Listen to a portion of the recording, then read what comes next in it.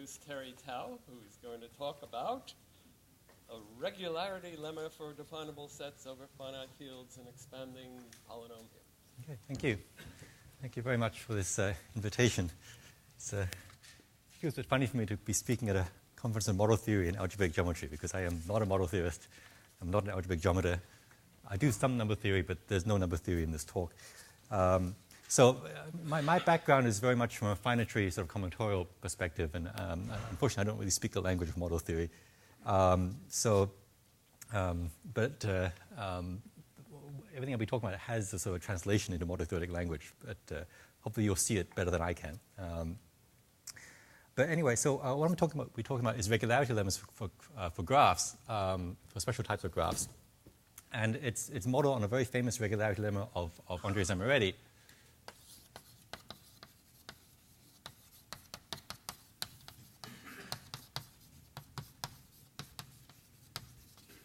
Which is a description of large, dense graphs. And it's the amazing fact that in principle, there are huge numbers of large, dense graphs out there. If you have n vertices, the number of graphs you can put on n vertices is about 2 to the n squared. But actually, if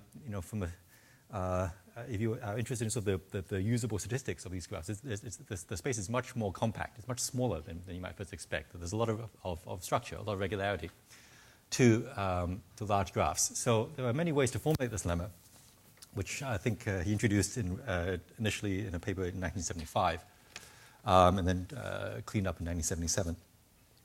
So here's one formulation. Okay, so I'll take the bipartite version. So we're going to have two vertex sets, V and W. These are finite sets. Okay, and I'll think of this as like a square. And my graph is just going to be a bipartite graph connecting V and W. So in other words, it's just a subset of V equals W.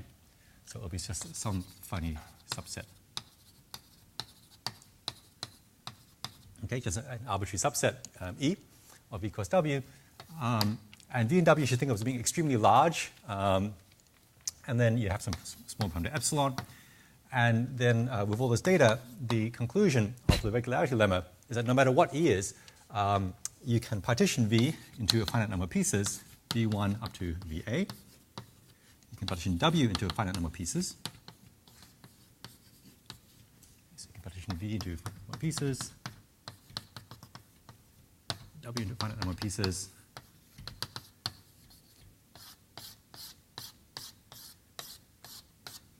Okay, and there's not too many pieces. A is bounded by something depending only on epsilon, and B is bounded by something depending only on epsilon. If you wanted to, you could make all these V's the same size and the W's the same size. I won't do that here. It's not so terribly important. And so then, such that most pairs are regular. So what most pairs means is that I'm going to allow for some pairs here to be bad. Okay, so there's going to be some sort of bad pairs.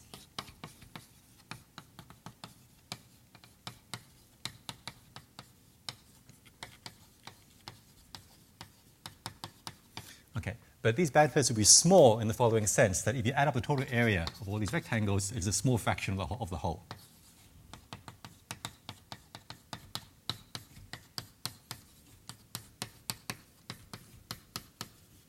Okay, so there's some bad pairs which occupy about an epsilon fraction of this whole square here, or rectangle. But for all the other pairs,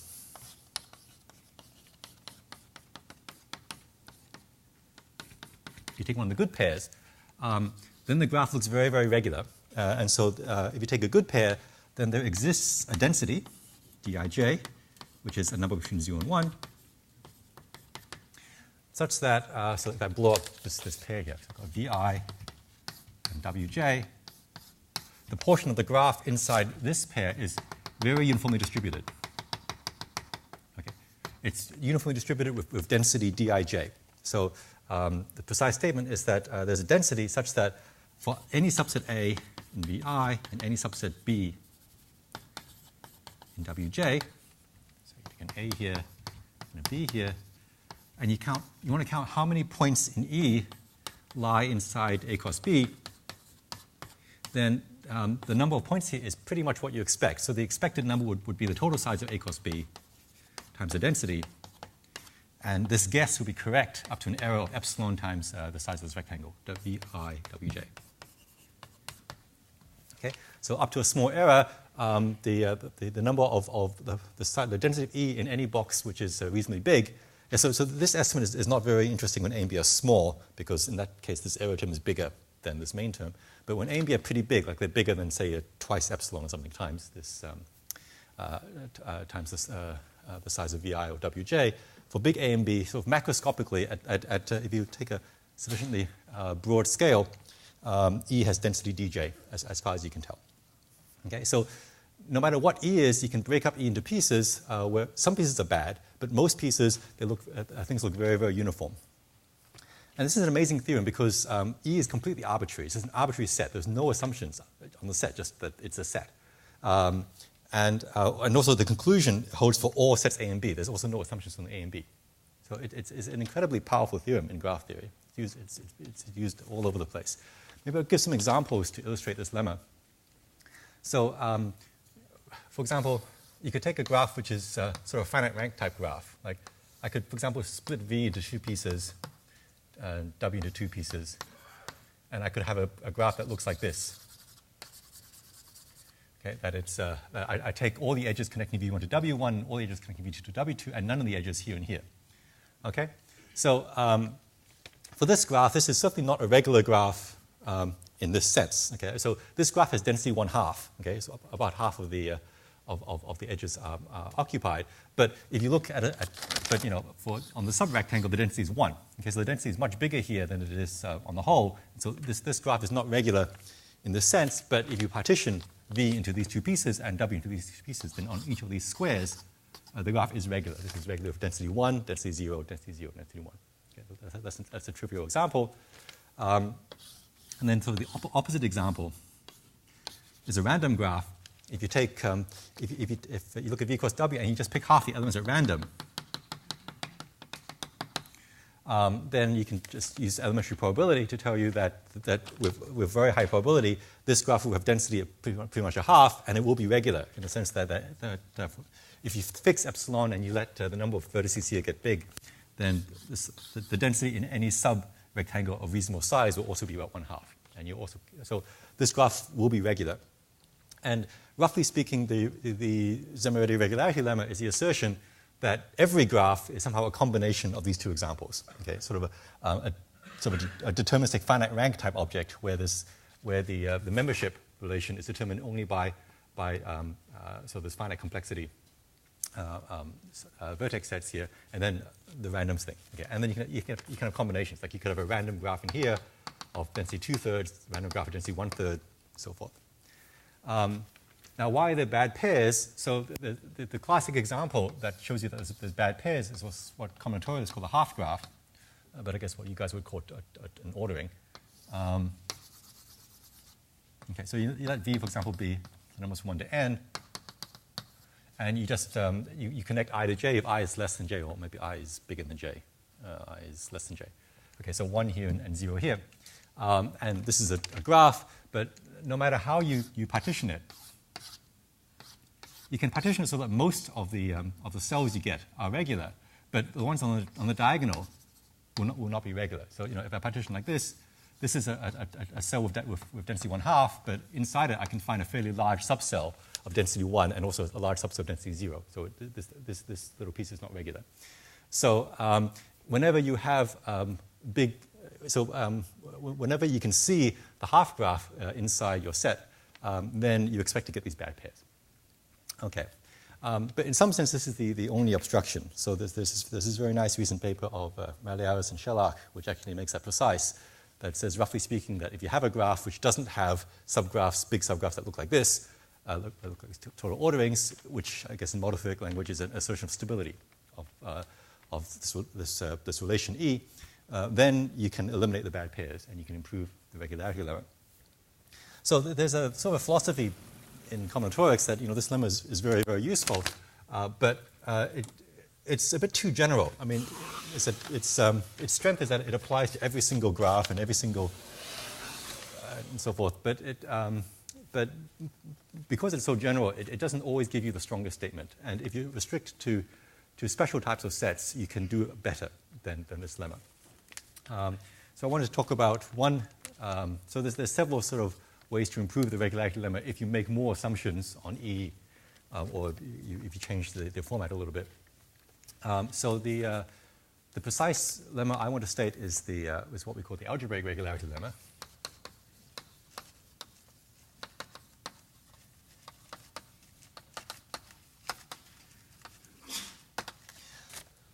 So it's a similar statement, except that everything is now defined over a finite field. So we will pick a finite field, and you think of it as being a large finite field. This is a rather steady statement for a small finite field. Take a large finite field, and now V and W are finite sets which are defined over F. Now, this is also a silly statement because over any finite field, any finite set is definable, and that's all the finite sets are the only things you have. So if you want to make this meaningful, you need a complexity bound. Okay.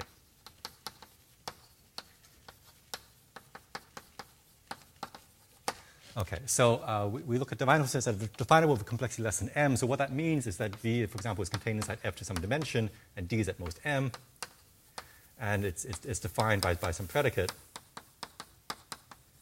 Okay, so I guess an affine definable set.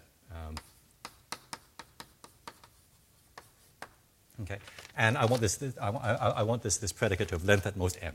Okay, if you don't like complexity bounds, you can pass to a pseudo-finite setting and work with a pseudo-finite field, and then V and W would just be definable sets with no complexity bound. And there's an equivalent way to think about that. You just take an ultra product.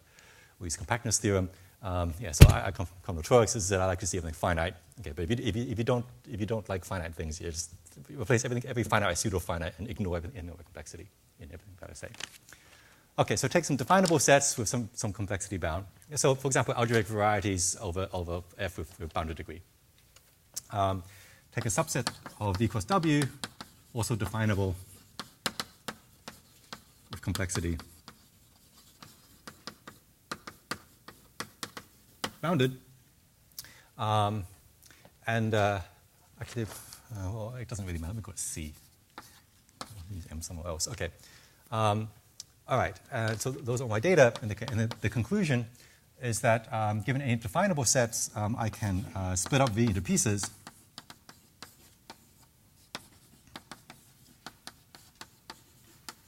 Where the number of pieces is not too big.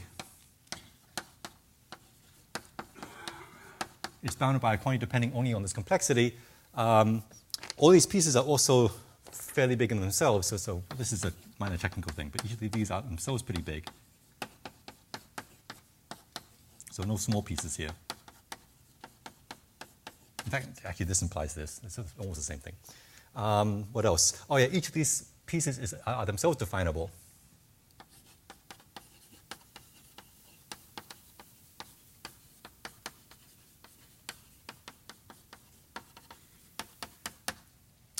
And unlike the ordinary regularity lemma where there's some bad pairs, here there are no bad pairs. All pairs are good. And then for all I and j, all I from 1 to a, or j from 1 to a,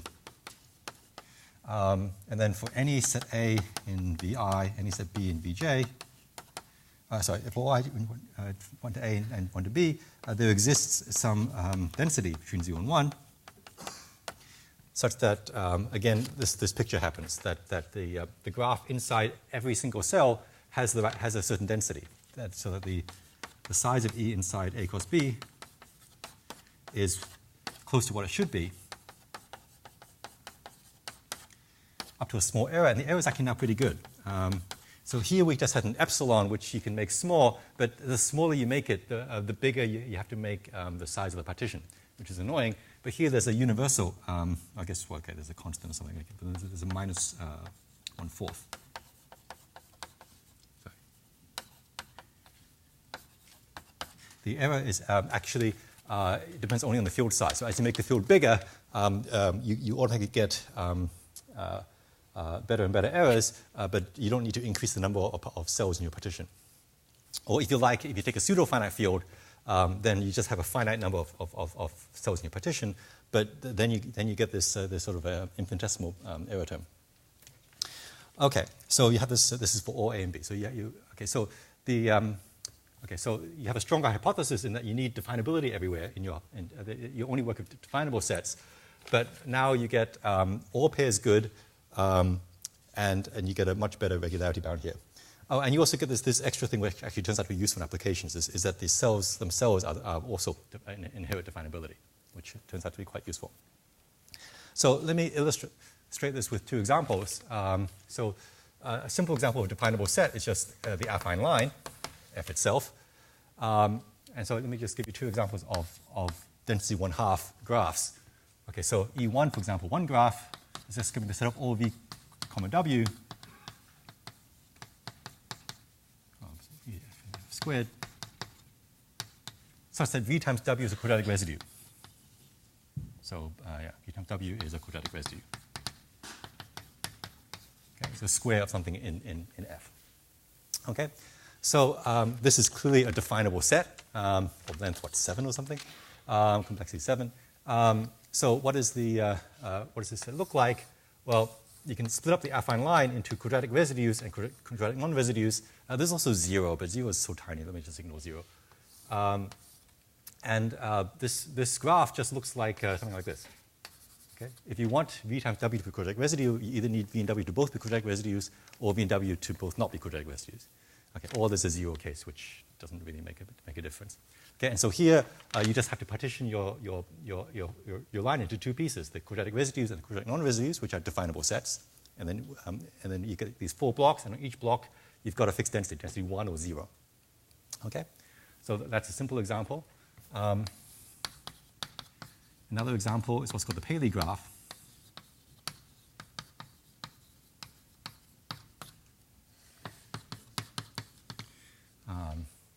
Which is also a Cayley graph, but anyway, okay, it's Paley graph. It's the set of all numbers whose difference is a quadratic residue rather than the product. Okay? So this is another graph with density 1/2. What it looks like is that every row looks like some shift of the quadratic residues. You take the quadratic residues, which here I drew as an interval, but actually it doesn't look like an interval. As quadratic residues are spread out, sort of uniformly across the field, and you sort of keep translating them. Okay, and this is an example of a graph which is actually quite regular. This is density 1/2, and pretty much any big rectangle inside this graph will also have density 1/2. And the error is actually, it's almost as good as f minus 1/4. If you actually work it out, it's about f minus 1/2 is the error. There's a nice computation using Fourier analysis and Gauss sums, which I won't do here. And so this lemma is saying that somehow every definable graph looks like a combination of these 2 examples. Okay, so instead of having, you have to split up your definable sets into finite many pieces, and on each piece you put it in something that looks like this, with a bit of different densities on each block, and that's all there is. Okay, and you don't see the finite, and you don't see the half graph. Okay, because you can't define this in bounded complexity. Okay, that if you want to define a total ordering in a finite field, you can do it set theoretically, but if you wanted to do it algebraically, you need a huge complexity. Complexity grows with the field size. In fact, I guess this lemma proves that statement, in fact. But I guess, you could also argue using stability of finite fields or something, pseudo-finite fields, to prove that particular claim. Okay, yeah, but these are the only examples. Okay, maybe I'll talk about the proofs later, but maybe I'll just mention a quick, this lemma, I proved a special case of this lemma last year, where I proved this lemma under an additional hypothesis where the characteristic of the field was large.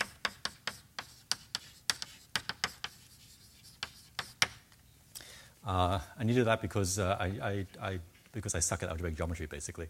But then later, Sarchenko, also Khrushchevsky, independently, observed that actually you can just use stability theory. So I should have mentioned, what I used in this proof was I used, first of all, the theory of definable sets over pseudo-finite fields, which was worked out ages ago by Chatzidakis and Dries McIntyre. And then I used the Italo fundamental group. Properties of the Italo fundamental group.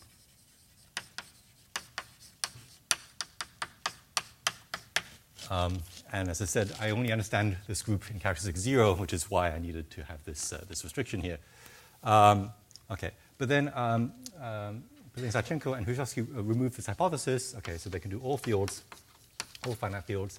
So they basically, again, they use the Schatzadar expanded Rice-McIntyre stuff, and then just some stability theory.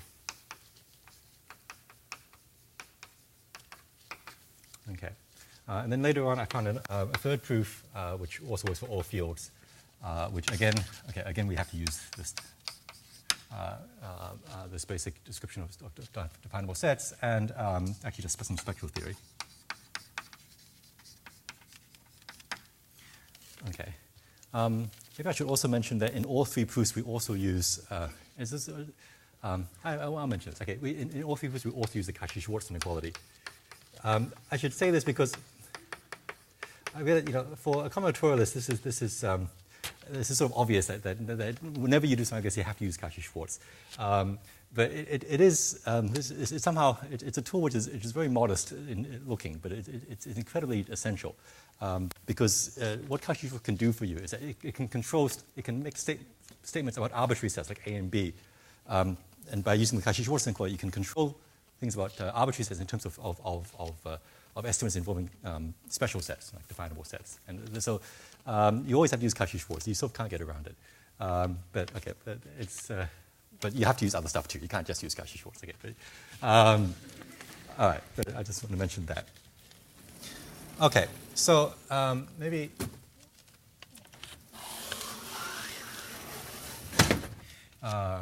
Okay, so I'll talk about the proofs in a little bit, but I'll just mention quickly the applications. So far, there's basically just one application of this lemma, but I really hope there's going to be more. So my motivation for this lemma was to understand expanding polynomials.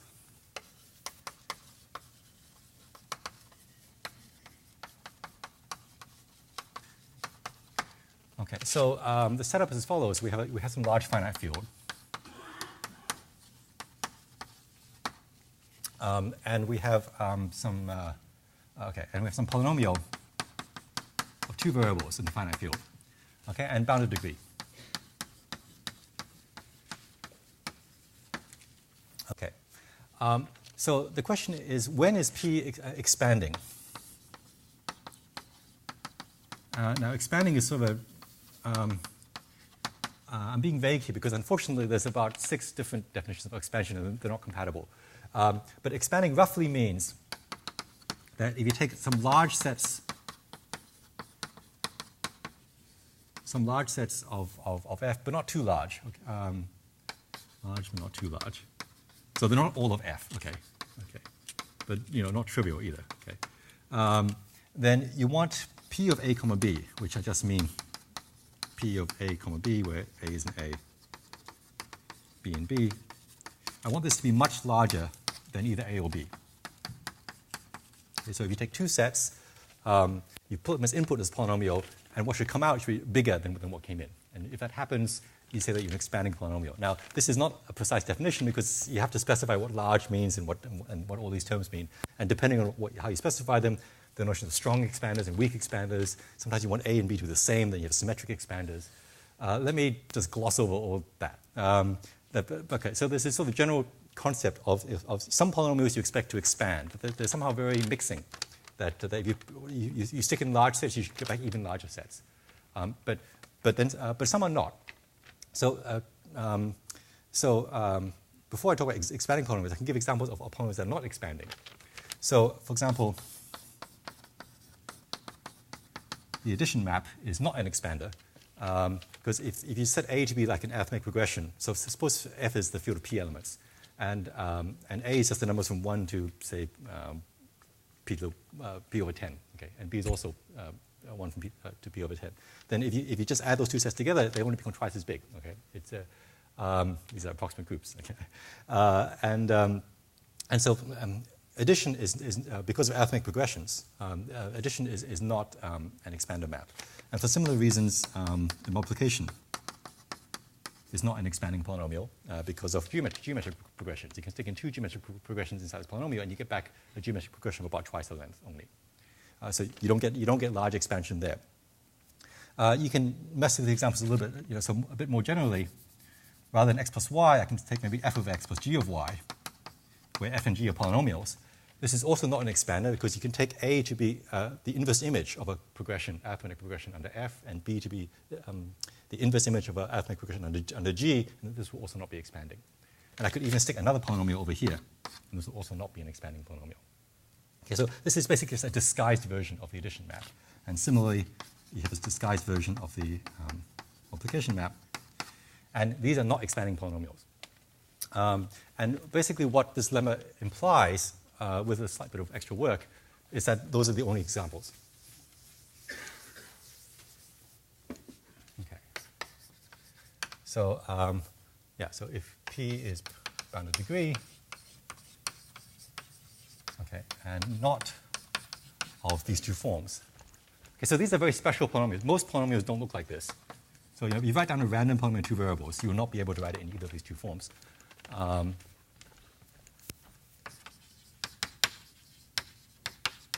so not of any of these two forms. Then you're an expander in the following sense. Then if A and B are big enough, and big enough turns out, after a lot of Cauchy-Schwarz, to be bigger than f minus 1/16th, then P of AB is always at least bigger than constant times f. And this constant depends only on the degree of P. So you can have sets that are somewhat big. So getting close to, so of dimension close to 1, but it can be somewhat 1/16th away from 1. But you stick in this polynomial, and it will expand to be a full dimension, basically. Okay, so this basically gives you a description of which polynomials are expanders, at least in the regime of large sets. There's a lot going on for small sets, which is very interesting. You need some restriction because if you allow A and B to be of size f1/2 or less, then subfields of f start becoming a real problem because it could be that A and B are subfields, and P is defined as a subfield, and those aren't expanding too. And so there's this whole extra layer of complexity which really we don't understand, except for very special polynomials. But for arbitrary polynomials, we don't understand what's going on yet. Okay, but for very large sets, then that's the regime in which this lemma is useful, because this conclusion is useful when A and B are large. It's not so useful when A and B are small. So I won't talk much about how this lemma implies this this proposition. Well, maybe I'll just talk a little bit. So the way basically the way you hope to control something like this is that you start looking at the graph of P. Okay, so you look at the graph of P, which is some subset of F3. Okay, so this is sort of a surface. In fact, it is a surface in F3, and you start intersecting this with Cartesian products. Okay, so you take three sets A, B, and C, and you start intersecting this surface with these sets, and getting bounds like this corresponds somehow to getting bounds on this sort of expression. If you can prove that this graph is somehow sufficiently uniformly distributed that the density inside every one of these cubes is exactly what you expect it to be, then you can prove something like this. Okay, so there's some combinatorial manipulations that lead you to start studying this sort of object. Okay, but this turns out to not be so good because this graph, it's a subset of F3, but it's a very sparse graph. It's dimension 2 inside a three-dimensional set. It's not yet within the range of these sort of regularity lemmas, which really only cover sets of dimension really close to 4. So you pull out this Cauchy-Schwarz magic tool a few times. And the reason, it's because of the Cauchy-Schwarz that this 1/4 shrunk to 1/16th. But you can manipulate this problem into an equivalent problem, basically involving not this set, but a slightly different set.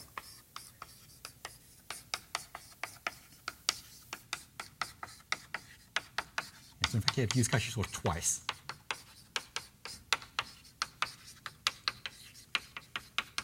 Okay, so rather than look at the graph of f of P, which is a two-dimensional surface inside 3 dimensions, you look at this sort of, it's like a graph of P, but it's a variant.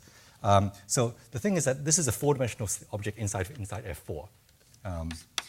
you got 4 parameters, and you got 4, and you limit at F4. And what Cauchy-Schwarz tells you is that if you understand the distribution properties of this object, like you understand how this intersects, A cos B cos C cos D, this will give you some information as to how this set intersects this guy. So there's some Cauchy-Schwarz which I'm not going to present to you here. And so you can apply this lemma, and things work great so long as this set really is 4-dimensional.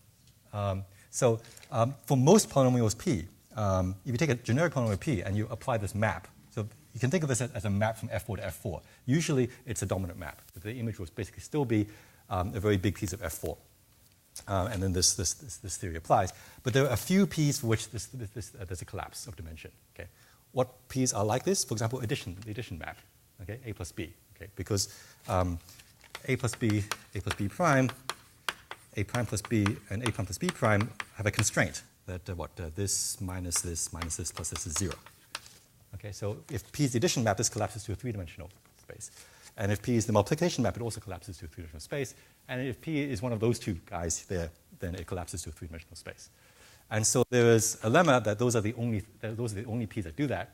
And it was I didn't realize it at the time, but that is actually a special case of Rutrovsky's group configuration theorem, which is ever so. So that was nice. Okay, so now this is an easy theorem, well, given the group configuration. Yeah, so I could prove this only in large characteristic because I was using complex methods, Riemann surfaces and so forth. But now you can prove it in any characteristic. But yeah, so basically the group configuration theorem nicely explains, that the only time you don't expand is if there's an algebraic group that's blocking you. Okay, and in one dimension, the only algebraic groups are the additive groups and the multiplicative groups.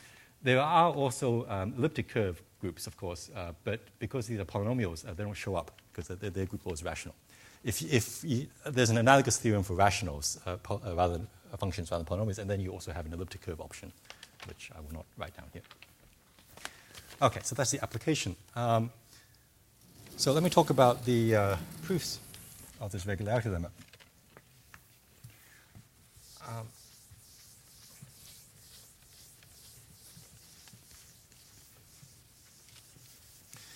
So the way I like to think about all these lemmas is that is in terms of the adjacency matrix. So you can think about the adjacency matrix of your graph. So that's just a function which is 1 on your graph and 0 outside your graph. Okay, so it's a matrix. It's a V by W matrix of 1s and 0s. You could also think of it as a linear operator. I come from an analyst background, so this I can also think of as a linear map from L2 of V to L2 of W. Okay, so you take vectors here from W, you multiply by this graph, and you get these operators. So I guess I'm going to call that T. Okay, and it's convenient to normalize L2 to its using a uniform probability measure on each of V and W.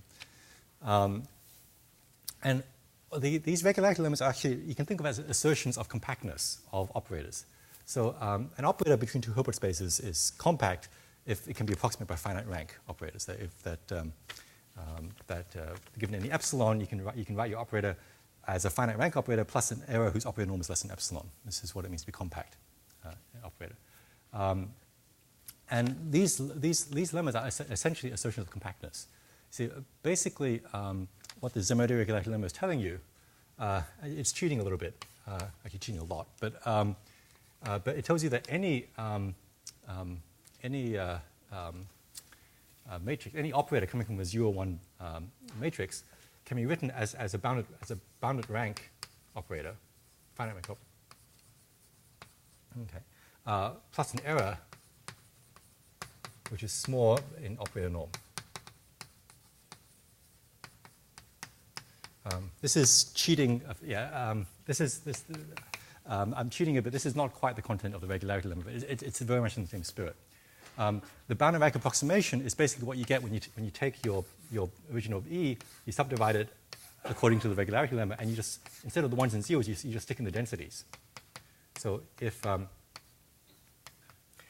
every block you just stick in a constant number, and the number is the density of your of your graph, that is a finite rank operator, it only depends on if you want to evaluate it, it only depends on which one of these finite number pieces, or these bounded number pieces you live in. And this is the bounded rank piece. And if you subtract it off, what's left has small operator norm, and that's essentially what this bound and also this bound is saying. I'm cheating a bit. Actually, small operator norm is not quite enough to get you this unless you define small properly. But very roughly speaking, these regularity lemmas are assertions. They're compactness assertions. And yeah, in analysis, they correspond actually to the statement that every Volterra integral operator is a compact operator. Okay, so and the algebraic regularity lemma is also very much in the same spirit, that every algebraic operator of this type can be represented as a bounded rank operator plus a small error. Now, where small means the operator norm is now as small as this f to the minus 1/4 thing, and the bounded rank part also has to be definable in some sense, so that you get this. Okay. All right. So the way you actually prove something like this, there's several ways you can try to do this. So the original proof of the regularity lemma is the Zimmeredi regularity lemma is very combinatorial. Roughly speaking, the way you originally prove the lemma is just a combinatorial greedy algorithm that you start with your original v cross w, and you're set here, and you ask, is your graph already regular? Does it already obey this property without any partitioning? And if that's the case, you're done. If it's not the case, then there's some rectangle here where there's some fluctuation, where E is denser or less dense than the whole. And so then you partition that into subpieces, and then you hope that this new partition now has the regularity you want. And if it doesn't, then there's some more density fluctuation, and you keep partitioning. And you hope that this process terminates. And you have to be a little bit careful to do it properly so that it does terminate, but you can actually do it this way. So that's very, very roughly speaking the strategy of proof of the ordinary regularity lemma. You can't make that work here so well because that kind of strategy can't, for many reasons. It certainly can't give you such a good bound here, but it also can't give you the definability of the pieces. Because these A and B are arbitrary, so the sets on which you have density fluctuation could just be completely arbitrary sets. So there are other proofs. One proof that I'm very fond of actually is a spectral proof where you view this operator as a linear operator between Hilbert spaces, and then you just apply the singular value decomposition, and you can write any such operator here as a bunch of singular values times rank 1 operators. Okay, so there is some singular value decomposition, and there's some easy bounds on. If you normalize things properly, these singular values are actually square summable. Basically, the sum of squares of the singular values turn out to be basically the sum of squares of these entries. It's the Frobenius norm, and if you normalize it properly, that's 1. So you have these singular values which are summable, so they decay to 0 quite fast. And then once you have the singular value decomposition, then actually it becomes quite obvious how you're supposed to split up your T. You just take all the large singular values and you put them into the bounded rank part, and you take all the small singular values and you put them into the small part. And so there's a spectral proof of, for example, of the Zimmeredi regularity lemma, which motivated my final proof of the algebraic regularity lemma. Okay, but then there's another proof. So another way to try to control to get it splitting like this is a trick from harmonic analysis called the TT star method. But like so many methods in analysis, this is basically code for Cauchy-Schwarz. It's amazing how many methods in analysis are really just secretly a repackaging of Cauchy-Schwarz. But yeah, so what you do is that you take your operator T and you square it. Actually, the way you square it, you multiply by its adjoint. So you've got an adjoint operator which goes back the other way, and you take a square, which is something that maps L2 of V to itself, and it turns out that if you can show that the square has this decomposition,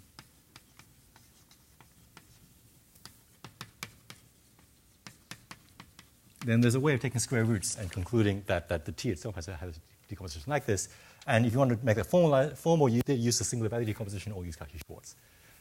So let me not go through that. The reason you want to do that is that often in practice, T itself is a kind of yucky operator because it's got this unknown set here. But when you square it, it smooths it out. It's kind of like when you convolve, for example, if you take two measurable functions, compact set, and you convolve them, they become continuous. And that convolution smooths things out, and this squaring achieves a similar sort of effect. So you want to work with the square, because that's a general principle.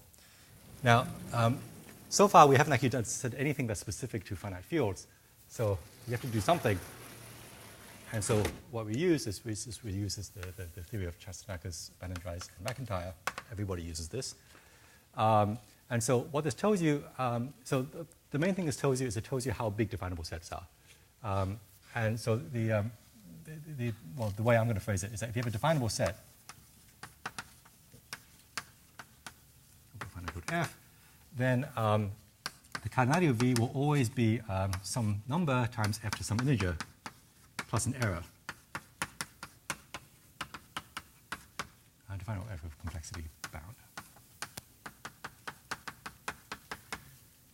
Okay, and D is some natural number bounded by something, in fact bounded by C. Alpha is a rational number, okay, and the height, just the naive height, is bounded by some function of C, and it's positive. Okay, and the error term here depends only on C. Okay, so all definable sets have a dimension and a density. So for example, just the quadratic residues.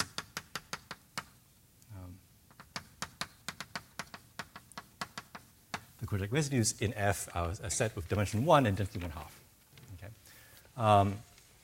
Okay. So and I guess what the model theoretic terms, what this means that you can put a Kiesler measure on the definable sets, which always gives definable sets very rational values in a pseudo-finite setting. Okay. Okay. So this is the first thing, that there's a very restricted range of cardinalities that definable sets can have. So you can't have a definable set of cardinality root F, for example. For my first proof, where I was using the Tau-Farmano group, I needed a few more facts. The first fact is almost quantifier elimination. That in fact, every V, it's not quite an algebraic variety, but you can always write V as the image of the F points of a quadratic algebraic variety for some. Okay, so the picture is that there'll be some algebraic variety W, and there's okay, and then you've got some base variety like Fn or something, and you've got some algebraic map V over here, and you just take all the F points here, and you map them down, and that's what definable sets look like. Okay, basically there's one quantifier that you need coming from this phi, the one existential quantifier, but other than that, it's basically an algebraic set. And this is an algebraic variety of complexity controlled, and this also is an algebraic map of complexity, regular map, and complexity is controlled. Okay, so for example, for the quadratic residues, you just take the parabola, s equals t squared. Okay, and you take the f points on this, and you just project it down. Okay, and that's your definable set. So every definable set is the image of the f points of a variety. So that's one thing I needed. Another thing you need is that these alpha and b's they're definable themselves. So that if instead of having one definable set, you have a whole family. If you have a definable family of definable sets indexed by some other definable set, then this alpha depends on W and this D depends on W, but they do so in a definable fashion. That there's only actually finitely many values that this alpha takes, and the set where alpha takes a specific value is again definable. Okay, so there's all right. So there's some technical things that you also need. Okay, but this has all been known for a long time, and it's actually fairly it's not so difficult. There's one non-trivial input, which is the Langevin inequality, which comes from the Riemann hypothesis for curves. But other than that, it's actually not so difficult. Oh, okay. And for my first proof, I needed one final fact, which is that in the case, okay, so this is This is a rational number in general, as you see in this quadratic residue example. But if V is itself, if you're taking the rational points of a variety, then alpha will be an integer. It's a natural number. And in fact, it's a specific natural number. Alpha is then the number of connected components. And D will be the dimension of W, if W is defined over F, I guess. Okay. And alpha will be the number of connected components, irreducible components, which is top dimensional components of W that are Frobenius invariant.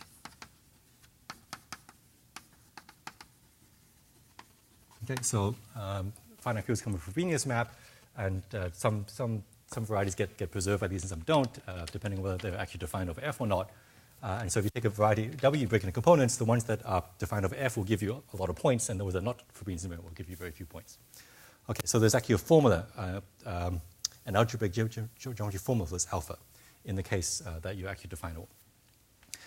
Okay, so the way I initially proved this lemma was that as I used the GT star method. So you start with the indicator function of your definable set. So that's Yaki. So you look at the square. And so what is this? This is a matrix with a lot of coefficients. And if you work it out, what the coefficients are is that you count how many V's. Yeah, so you've got V and W. And you've got this bipartite graph, E, connecting V and W to itself. And now you're basically counting length 2 paths. That's the combinatorial perspective. So you take W and W prime, you count how many V's there are which are joined. So the VW and V prime W, VW prime, both line E. Okay, if you work it out, this is what the square, the TT star of your matrix looks like. It's just counting length 2 paths. Okay, that doesn't look much better than what you started with. But if you know the fact that, so it's the cardinality of this thing. If you know the fact that, that your definable sets are coming from algebraic varieties, you can rewrite this. So E itself is coming, okay, the way you can think of E is that for every W, you've got a slice, which is a definable subset of V, which varies in a definable manner based on W. And so, and as I said, every definable set of a V you can think of as coming from some other variety, let's say U. So basically, for every W, there's a variety hanging above W. And you take the F points of these guys, and you push them down, and that is what the slice, that's what, say, EW is. That's what the one row of E looks like. And what this is the intersection between one row and another row. Okay, that's what this thing is. And so geometrically, what this thing is doing is that you've got a fixed base variety V. Okay, V is initially a definable set, but you can lift it to a variety. So you've got this base variety V. You've got a whole bunch of varieties which are lying above V, UW, UW prime. And it turns out you can normalize things that these have the same dimension. In fact, you can make them finite covers. You have to delete a small dimensional set, but they're usually generically finite covers. You've got these two finite covers of V, and then you take the tensor product, you take the relative fiber product, sorry. Okay, well, it's going to look exactly the same, but, well, this is a horrible picture. Yeah, I'll do it this way. Okay, so.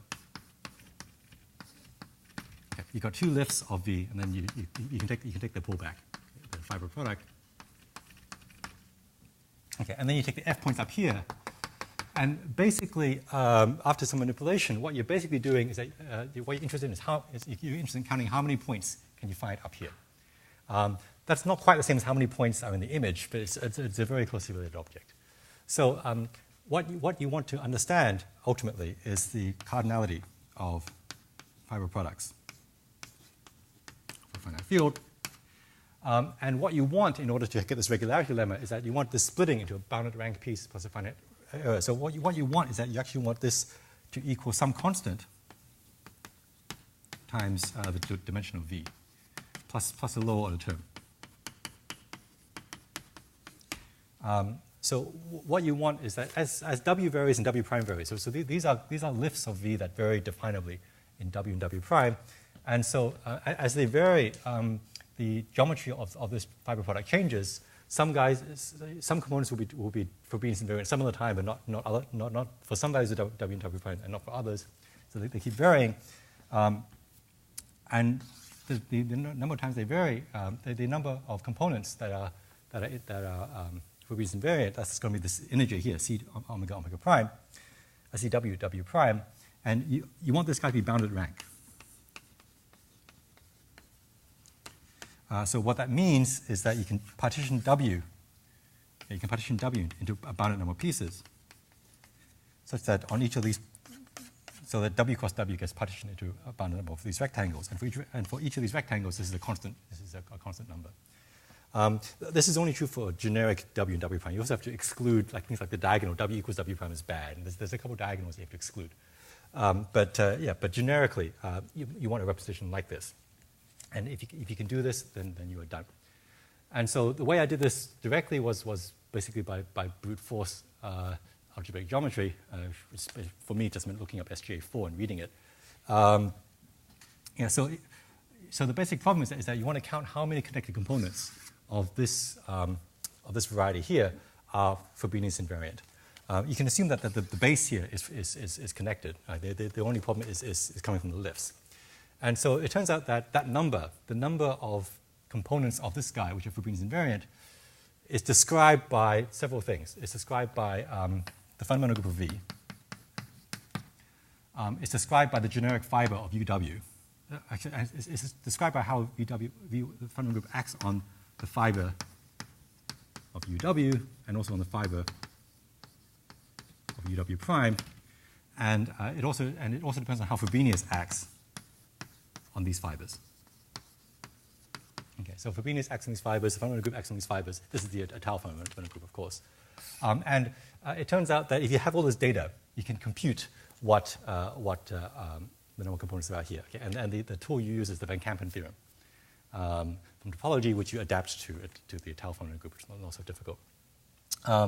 And so you have all this data, and what you need to show is that this data so it depends on W, it depends on W prime, but it depends in a finite rank, in a bounded rank fashion. It only depends on a bounded amount of information of W, and a bounded amount of information of W prime is all you need to prove this.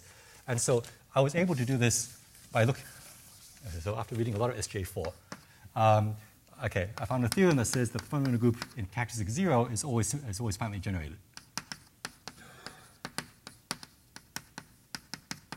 In the topological sense, in profinite topology. Okay, and this turns out to give you the finite rank stuff that you need. Okay, and this is false in finite characteristic, and so this is why I couldn't do anything in bounded characteristic. I could only do things when the characteristic went to infinity. But this is how I finish things off. Okay, but then it turns out that you don't actually need any of that stuff.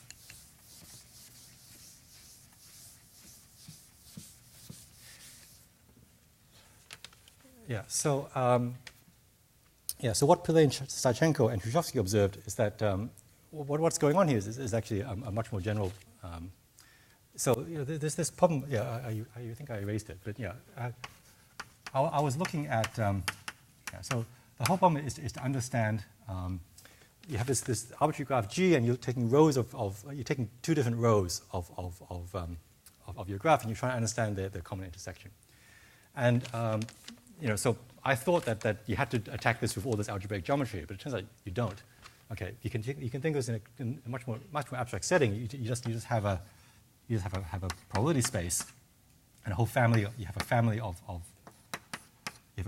measurable subsets on the one hand. Let's say indexed by the integers, and another family of measurable subsets, and you just take the and you just look at these numbers. Okay, so for different, you take arbitrary sets of sequences of measurable sets, and you look at these sequences of numbers, how one set intersects another set. And there's this very nice general lemma of Khrushchevsky. It says there were basically no hypotheses, nothing to do with definability or anything. This quantity gives you stable relations. So the Yeah, if you given any number p, for example, the assertion that this is, let me say, strictly bigger than p, is it basically gives you a stable relation, no matter what E and F do.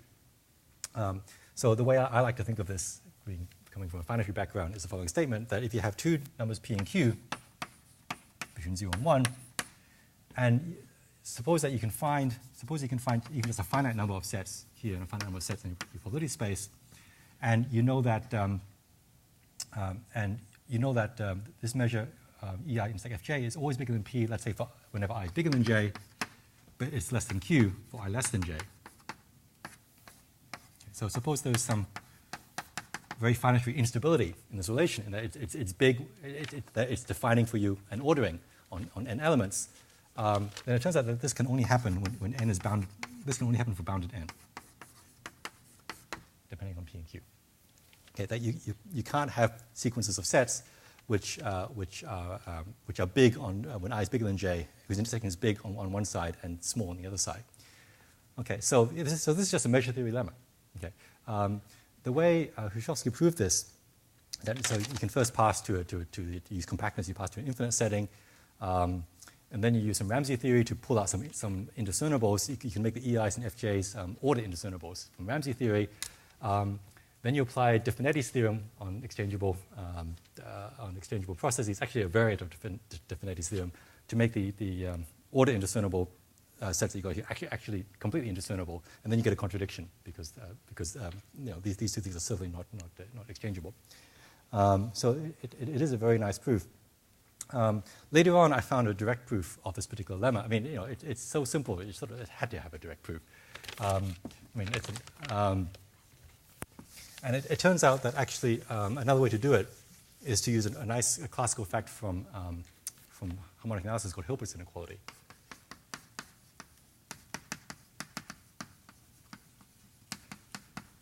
Okay, which is the statement that if you take the matrix 1 over 1 minus j, I minus j, so it's an n by n matrix. Okay, so 0 on the diagonal, and then everywhere else is 1 over 1 minus j. So positive up here and negative down here, and it's got this 1 over x singularity. This is a discrete Hilbert transform. Then this matrix turns out to be bounded. It has an upper norm which is bounded. In fact, it's even bounded by pi.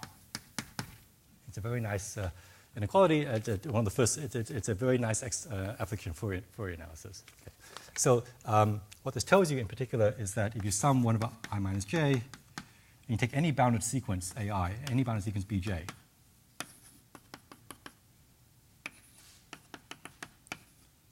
okay, this is bounded by n times pi. Okay, these are bounded sequences.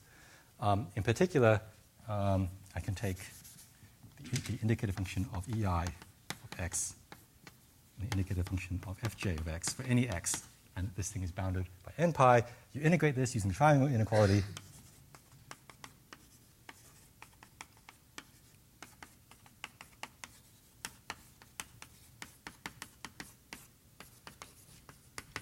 Okay, and you get this inequality. But if you have this instability here, then when I minus j is positive, this is bigger than p, and when ij is negative, this is less than q. And you can sum this up, and this is bounded from below by n log n times q minus p. And if n is big enough, you get a contradiction. Okay, so you can actually use analysis to replace model theory if you sometimes. Okay, I think I'm pretty okay. So I'm out of time. Yeah. Okay. Yeah. So yeah, and I should say that so this is a general fact, but in the specific application you care about, the mu's always take rational values, and so you can actually leverage this to actually prove this theorem. Okay. And then I had a spectral proof that I think I'm out of time, so I think I'll just stop here. Okay, thank you very much.